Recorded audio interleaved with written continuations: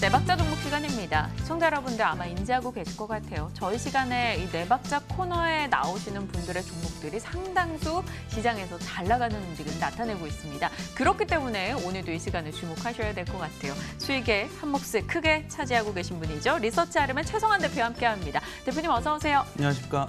네, 오늘 저희가 살펴볼 종목 뭘까요? 열어보겠습니다. 네박자 종목 공유경제 최대 수혜주 코롱글로벌 이야기해 주신다고 하네요. 또 오랜만에 이 종목 이야기 나눠보는 것 같아요. 공유경제 최대 수혜주, 공유경제 이야기부터 그럼 하고 들어가야겠네요. 네, 뭐 공유경제라고 하면 잘 아시는 업체, 뭐 우버라든지 뭐 에어비앤비, 네, 그리고 뭐 요즘에 동남아를 가면은 그랩택시라고 있는데 혹시 아시나요? 전 몰라요. 네, 요즘에 택시를 다 이제 그랩으로 많이 부르고 있거든요. 네. 그래서 지금 보면 우버는 뭐 한 120조 원 정도 기업 가치로 평가가 되고 있고요. 뭐 에어비앤비 같은 경우에는 뭐 30조 원, 그리고 그랩택시 같은 경우에는 뭐 10조 원 정도 규모로 지금 놀라운 그런 기업 가치로 평가받고 있습니다. 국내에서도 지금 소카라든지 뭐 카카오 카풀이 가입자 저변을 좀 넓혀가면서 어떻게 보면은 이런 뭐 국내용 공유 경제 그런 업체들로 상당히 각광받고 있는 그런 상황이 있고요. 오늘 이제 코롱 글로벌 같은 경우에는 이제 공유 주택과 관련된 업체로 저희가 한번 소개시켜 드리려고 그렇게 가지고 나와봤습니다. 공유 주택 궁금하네요. 확 이미 구미가 당기고 있어요. 코롱 글로벌 공유주택과 어떻게 엮어주실 건가요? 지금 뭐 공유주택과 관련돼서 자회사가 영업들을 하고 있거든요. 네. 근데 이제 공유주택 같은 경우에는 지금 뭐 그 임대 사업자 같은 경우에는 집안의 인테리어 같은 것들을 바꾸면서 공유 주방이라든지 공유 거실들을 이제 활용을 하게 됩니다. 그러면서 뭐 그 임대 사업자들이 어떻게 보면은 그런 집에 그 거주를 희망하는 사람들을 더 많이 받을 수 있어서 임대 수익을 늘릴 수 있다는 그런 장점이 있고요. 그리고 뭐 반면에 이제 거주를 희망하는 사람들 같은 경우에는 가격이 저렴해지기 때문에 아마도 뭐 공유주택에 이제 살거나 그쪽에 희망하시는 분들이 많아지고 있다고 이렇게 보고 있습니다. 그래서 코롱 글로벌 같은 경우에는 지금 뭐 자회사인 코롱 하우스 비전에서 어떻게 보면은 지난 2018년도 12월 달에 서초동의 72세대의 뭐 하우스 렌트 그 사업을 시작을 했거든요. 그래서 트리하우스라는 것을 이제 오픈을 해놓은 상태입니다. 그래가지고 지금 하우스 렌탈 사업을 하고 있고요. 그리고 자회사 리베토 같은 경우에는 쉐어하우스라고 해서 지금 압구정동이라든지 여의도에 이제 그 침실로 따지면 700베드 정도를 운영을 하고 있는데 올해 같은 경우에는 이제 2000베드까지 확대를 시키고 그리고 지금 싱가포르 법인까지 설립을 해뒀기 때문에 올해에는 이제 해외에서도 가시적인 성과가 기대된다 이렇게 좀 말씀드릴 수 있겠습니다. 신기하네요. 이 시장도 끝없이 좀 진화를 하고 있다는 생각도 듭니다. 방을 따로 쓰면서 주방이나 거실, 화장실들은 공유하고 이런 쉐어하우스 시장의 공유 경제 내에서 수혜주로 코롱 글로벌이 꼽힐 거다 이렇게 이야기 주셨는데요. 실적은 어떻습니까? 이런 부분에서 수익이 잡히고 있는 것인지? 네, 지금 아직까지는 뭐 자회사가 이제 막 시작하는 그런 단계에 있기 때문에 지금 뭐 동사의 실적이 어떻게 보면 매출이 3조 원을 초과하는 그런 상황이라서 이제 막 시작하는 사업이 큰 뭐 성장성은 있지만 이제 앞으로 뭐 이제 좀 지켜봐야 될 부분이 있다 이렇게 말씀드릴 수 있겠고요.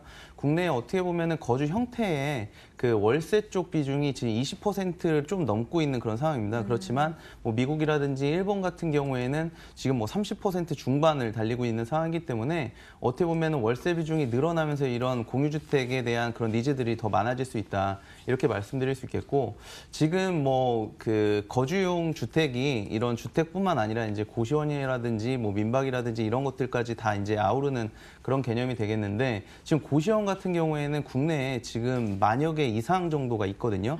그리고 전체적으로 침실 수를 따지면 지금 한 36만여 개 정도가 있습니다. 그래서 뭐 월에 우리가 이제 그 숙박 비용을 30만 원 정도로 계산을 한다고 하면 전체 시장이 이제 1조 3천억 원 정도에 달하는 그런 시장이 되거든요. 네. 그렇기 때문에 앞으로도 이 공유경제의 그런 공유주택의 잠재 성장률은 상당히 높을 수 있다라고 말씀드릴 수 있겠고요.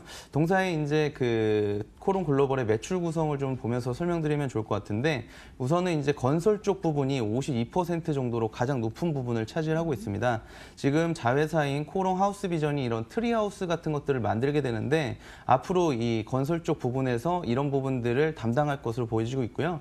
지금 토지를 가지고 있는 그런 그 토지를 소유하고 있는 사람들한테는 이 동사가 그 건축까지도 이렇게 지원을 해주고 있기 때문에 이런 그 공유주택을 신규로 건설하는 데 상당한 도움을 받고 있다, 도움을 줄 수 있다 이렇게 말씀드릴 수 있겠습니다. 그래서 네. 건설 쪽 부분은 지금 52% 정도 매출을 기록하고 있는데 올해 같은 경우에는 동사의 그 주택 공급 물량이 지난해 6천여 세대에서 올해는 이제 12,000여 세대로 확대가 되면서 상당히 좀 긍정적인 그런 매출 성장을 일으킬 수 있다 이렇게 말씀드릴 수 있겠고요.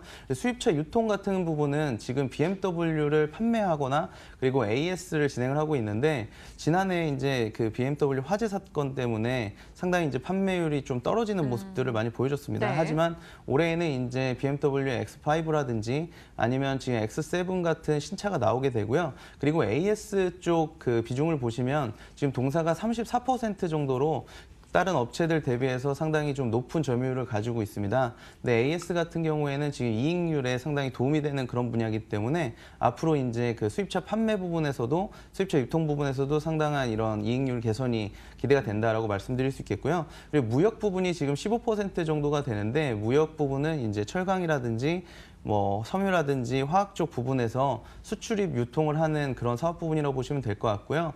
2017년도까지는 계속 적자를 기록하던 사업이기 때문에 지난해 이제 품목 조절을 통해서 흑자 전환에 성공했다 이렇게 좀 이해하시면 될 것 같습니다.